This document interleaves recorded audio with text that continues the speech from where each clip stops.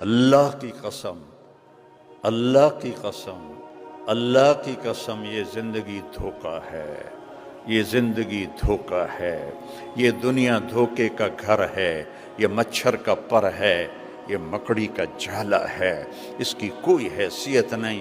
آنکھ بند ہوتے ہی اگلے سیکنڈ میں طارق جمیل کوئی نہیں کہے گا، میت کہیں گے، میت، ڈیڈ باڈی۔ یہ دھوکہ ہے میرے بھائیوں، یہ دھوکہ ہے۔ زندگی آج شروع ہوگی، یوم یقوم الناس لرب العالمین۔ قبریں پھٹیں گی اور اللہ اپنے بندوں کو نکالے گا جنہوں نے اپنے اوپر ظلم کیا اور عیاشی کی زندگی گزاری اور نافرمانی کی زندگی گزاری۔ وہ کہیں گے یا ویلنا من بعثنا من مرقدنا، ہائے مارے گئے ہمیں کس نے اٹھا دیا؟